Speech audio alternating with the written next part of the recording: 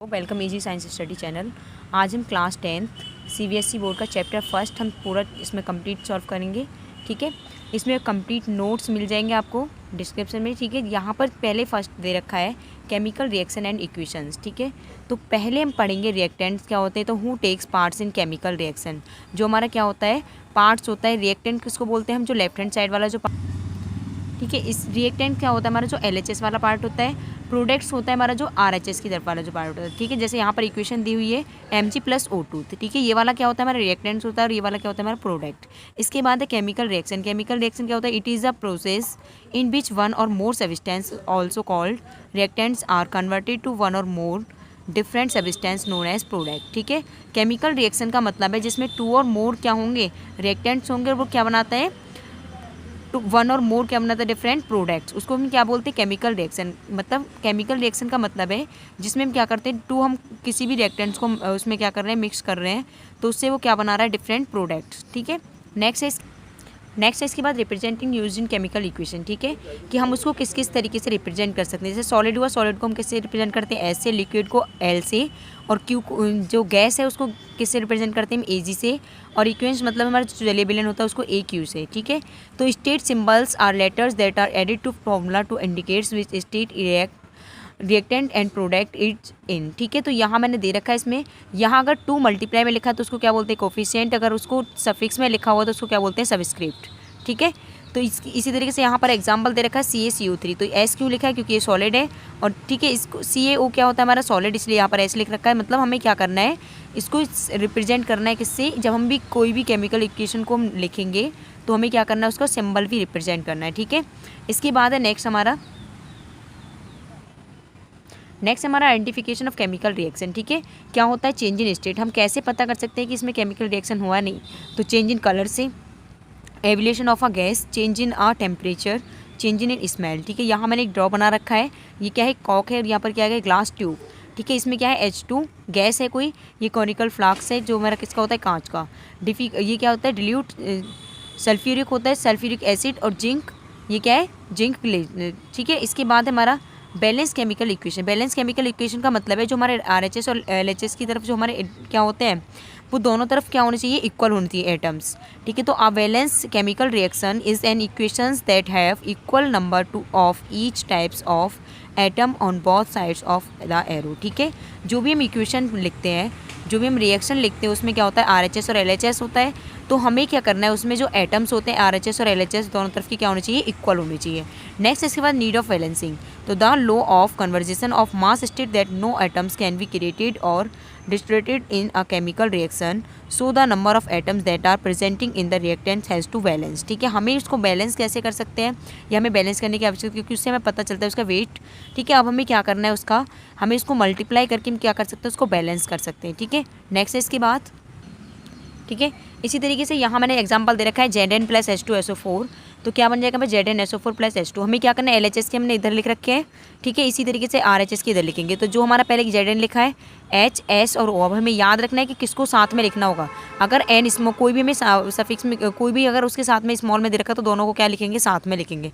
यहाँ पर Zn कितना है हमारा 1, H कितना है हमारा 2, और S कितना है हमारा 1, और O कितना है हमारा 4। इसी तरीके से इधर RHS में देखेंगे तो अगर हमारा दोनों तरफ क्या आ रहा है सेम आ रहा है तो उसको क्या हो जाएगा हमारा बैलेंस इक्वेशन हो जाएगा। अगर LHS और RHS दोनों अलग अलग डिफरेंट फॉर्म में आते हैं तो वो क्या हो जाता है हमारा वो नॉन बैलेंस इक्वेशन होगा। ठीक है, इसी तरीके से मेथड ऑफ बैलेंस इक्वेशन कैसे कर सकते हैं, balance metals, balance non metals, then hydrogen, finally oxygen. ठीक है, इसी तरीके से यहाँ पर ये कुछ मेटल्स और नॉन मेटल्स दे रखे हैं। मेटल्स है हमारे potassium, iron, zinc, copper, mercury, barium और कैल्शियम। ठीक है, एल्यूमिनियम, गोल्ड। इसी तरीके से नॉन मेटल भी दे रखे हैं। यहाँ मैंने बहुत सारे एग्जांपल दिए हुए हैं। ठीक है, LHS और RHS हम इसको जो बैलेंस इक्वेशन है तो उसको क्या करेंगे, और जो हमारे नॉन बैलेंस है उसको बैलेंस कैसे करेंगे। ठीक है, तो यहाँ मैंने बहुत सारे एग्जाम्पल ले रखे हैं। ठीक है, यहाँ मैं एक एग्जाम्पल बता रही हूँ। उसके बाद यहाँ फर्स्ट एग्जाम्पल मैं समझा रही हूँ। यहाँ पर 2Fe2O3+3C, यहाँ पर हमने किसका मल्टीप्लाई कराया 3 का, क्योंकि LHS में जो था हमारा वो जो हमारे कार्बन थे उसकी वो कितने थे हमारे 1 थे। ठीक है, और RHS में कितने थे 3, इसलिए हम क्या कर सकते हैं उसको 3 से मल्टीप्लाई कर देंगे तो क्या हो जाएगा दोनों तरफ बैलेंस हो जाएगा। और Fe हमारा जो LHS की तरफ है वो कितना है हमारा 4, 2 2 जा कितना हो जाएगा 4, हमेशा मल्टीप्लाई करना है, कभी भी प्लस या माइनस नहीं करना है, ठीक है। तो यहाँ 4 का मल्टीप्लाई कर देंगे तो क्या हो जाएगा इक्वल हो जाएगा। इसी तरीके से नेक्स्ट एग्जांपल है हमारा CH4, तो C हमारा कितना है 1, H कितना है हमारा 4, O कितना है हमारा 2, C। अब इसी तरीके से RHS की तरफ देखेंगे, C कितना है हमारा 1, H कितना है हमारा 2 और O कितना हो जाएगा 2 और 1 कितना होगा हमारा 3। अब इसको बैलेंस कैसे करेंगे, ये हमारी अनबैलेंस इक्वेशन है क्योंकि दोनों तरफ क्या आ रहा है अलग आ रहा है। C हमारा सेम है, H हमारा इधर 4 है, इधर 2 है, यहाँ पर कितना है O 2 है, इधर 3 है। तो क्या करेंगे इसको बैलेंस करना है। बैलेंस करने के लिए क्या करते हैं, कोई भी मल्टीप्लाई करके देखेंगे किस मल्टीप्लाई करने से हमारे क्या हो जाएगी बैलेंस इक्वेशन हो, ठीक है। तो यहाँ पर क्या करा हमने, इस O में हम 2 से मल्टीप्लाई करेंगे, 2 2 जा कितना हो जाएगा 4, ठीक है। यहाँ पर हमारा क्या है H कितना था 2 था पहले, लेकिन 2 से मल्टीप्लाई करने पर कितना हो जाएगा 4 और O कितने हो जाएंगे हमारे 2 पहले से गिवन थे और 2 ये हो गए, कितने हो जाएंगे 4, ठीक है। तो ये क्या हो जाएगा हमारी बैलेंस इक्वेशन। इसी तरीके से मैंने काफ़ी सारे एग्जाम्पल दे रखे हैं, आप देख सकते हैं। ये भी वही उसी तरीके से सॉल्व करेंगे इसको भी। यहाँ है type of chemical reaction. Chemical reaction के जो टाइप्स होते हैं वो 5 होते हैं। कॉम्बिनेशन रिएक्शन, ठीक है। तो ये क्या होता है हमारा कॉम्बिनेशन रिएक्शन का मतलब है जिसमें 2 और मोर एलिमेंट्स और compounds combine to form of single compound. मतलब जैसे हमने A और B लिया, यहाँ पर हमने कोई भी केमिकल कुछ वो नहीं ले रखा है एलिमेंट्स, या हमने A और B को मान के लिखा है कि ये क्या है हमारा रिएक्टेंट है, तो क्या बनेगा हमारा प्रोडक्ट क्या बन जाएगा AB।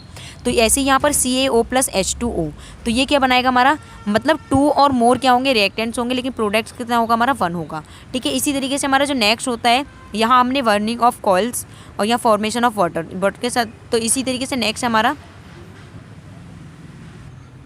नेक्स्ट है डिकम्पोजिशन। डिकम्पोजिशन रिएक्शन क्या होता है हमारा, जो हमारा कॉम्बिनेशन रिएक्शन जो मैंने अभी बताया उसका सेम क्या होता है, विपरीत होता है, ठीक है, उसका उल्टा होता है, ठीक है, opposite. In this reaction a compound split in 2 और more substance is called decomposition reaction. जैसे यहाँ पर हम उसमें क्या ले रहे थे, A और B ले रहे थे, तो क्या बन रहा था हमारा AB बन रहा था इधर। तो यहाँ पर हमने A लिया तो वो किस में टूट रहा है 2 में, मतलब रिएक्टेंट हमारा 1 होगा लेकिन प्रोडक्ट्स क्या होंगे 1 और मोर हो सकते हैं, ठीक है। वो क्या हो जाएगा हमारा डिकम्पोजिशन रिएक्शन, ठीक है।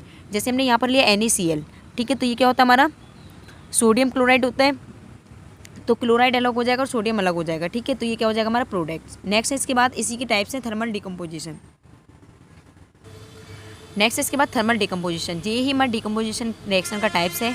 इसमें क्या करना है डिकम्पोजिशन बाय हीट, ठीक है। जैसे हमने CaCO3 को हीट के फॉर्म में क्या करा है, इसका रिएक्शन कराने पर क्या बनता है CaO। ये S हमने क्यों लिया क्योंकि सॉलिड है, प्लस CO2 के में G क्यों लिया क्योंकि ये गैस है, ठीक है। इसके बाद है फोटोकेमिकल डिकम्पोजिशन, जब हम किसकी उपस्थिति में कराएंगे, सनलाइट की उपस्थिति में क्या हो जाएगा C2AgBr, ठीक है। तो यहाँ पर क्या हो जाएगा Ag + Br2। इसके बाद है electrolysis decomposition by electrical energy, तो क्या हो जाएगा NaCl और इलेक्ट्रिक करंट, और यहाँ पर क्या हो जाएगा Na + Cl2, ठीक है।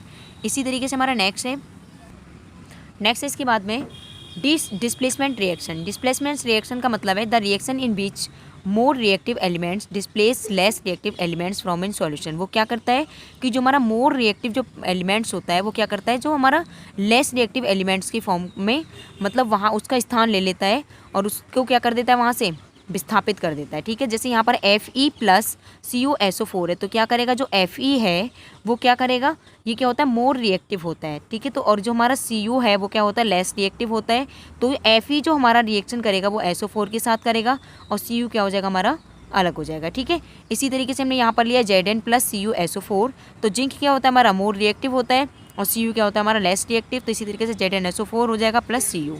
नेक्स्ट इसके बाद डबल डिस्प्लेसमेंट रिएक्शन, वो होता है हमारा डिस्प्लेसमेंट रिएक्शन। इसमें क्या होगा डबल, जैसे हमने reaction in which new compounds are formed by mutual exchange of ions, ठीक है। इसमें क्या होता है आयनों का एक्सचेंज होता है, मतलब आयनों का आदान प्रदान, हिंदी में बोलेंगे आयनों का आदान प्रदान, वैसे क्या बोलेंगे इसको म्यूचुअल एक्सचेंज, जो आयनों का एक्सचेंज होता है बिटवीन 2 कंपाउंड्स।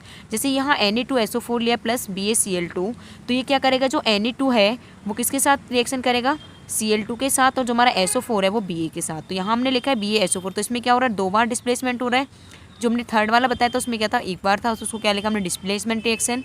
डबल वाले में क्या हो रहा है 2 बार होगा, तो उसको क्या लिखेंगे डबल डिस्प्लेसमेंट, ठीक है।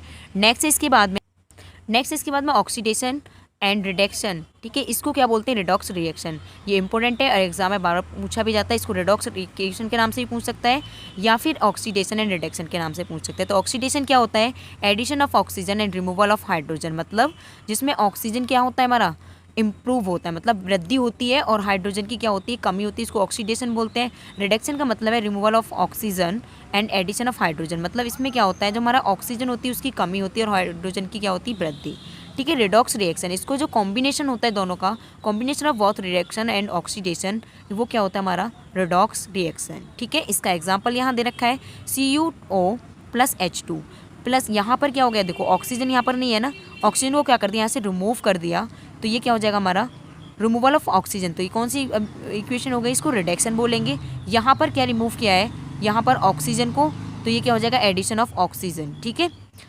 समझ आया। इसी तरीके से हमने नेक्स्ट एग्जांपल भी दे रखा है। और नेक्स्ट इसके बाद effect of oxidation in daily life. ठीक है, जो हमारे ऑक्सीडेशन होता है उसका डेली लाइफ पर क्या इफेक्ट पड़ेगा, तो corrosion when metal in expose to substance such as moisture, air, water, acid etc from sometimes a large of oxide in from which weakness the metal hence metal said to be corrode। ठीक है, इसमें क्या होगा rusting of iron. देखो iron पर जो हमारा क्या होता है रस्टिंग नहीं होती, जंग जो होती है। ठीक है, और ब्लैक कोटिंग ऑन सिल्वर, जो सिल्वर पर क्या हो जाता है ब्लैक कोटिंग। ठीक है, जो ब्लैक कलर की जो पर चढ़ जाती है। ग्रीन कोटिंग ऑन कॉपर, और कॉपर पे क्या हो जाता है हमारा ग्रीन, उसको हम क्या बोलते हैं कोरिजन बोलते हैं। ठीक है, तो ये क्या होगा मन। इसके बाद है रेंसिडिटी। रेंसिडिटी का मतलब है the oxidation of fats and oils when expose of air is known as rancidity. It leads to bad smell and bad taste of food. ठीक है, रेंसिडिटी का मतलब है जो भी हम क्या करते हैं जैसे चिप्स वगैरह, एग्जांपल है जैसे हमारा चिप्स का क्या होता है अंदर से पैकेट कैसा चमकीला होता है। ठीक है, और उसमें जो होती है क्या होती है गैस होती है। ठीक है, अगर हम उसमें गैस को यूज़ नहीं करेंगे तो क्या हो जाएगा उसमें स्मेल आने लगेगी। ठीक है, और जो उसमें भी जो भी हमारा क्या है पदार्थ है वो क्या हो जाएगा हमारा ख़राब हो जाएगा। इसके बाद में chemical reaction also classify on the basis of temperature. तो एक तो होता है एक्सोथर्मिक रिएक्शन, जो reaction in beach heat in release along with formation of product called exothermic reaction. Next इसके बाद इसका एग्जाम्पल दे रखा है। इसका एग्जाम्पल है बर्निंग ऑफ नेचुरल गैस, जैसे CH4 क्या होता है मीथेन होता है प्लस O2 हमारा गैस है। ये क्या करेगा CO2 प्लस 2H2O क्या होता है हमारा जल, और CO2 क्या होता है कार्बन डाइऑक्साइड प्लस क्या हो जाएगा हमारा हीट। इसके बाद है इंडोथर्मिक रिएक्शन। इंडोथर्मिक का मतलब है the reaction which require energy in the form of heat, light and electricity is called. जो हमारी जो एनर्जी होती है वो किस में हो, हीट में या फिर इलेक्ट्रिसिटी के फॉर्म में, उसको क्या बोलते हैं इंडोथर्मिक रिएक्शन। ठीक है, अब हमारा फर्स्ट चैप्टर कंप्लीट हो चुका है पूरा, हमने कंप्लीट नोट्स आपको डिस्क्रिप्शन में मिल जाएंगे। ठीक है, थैंक यू।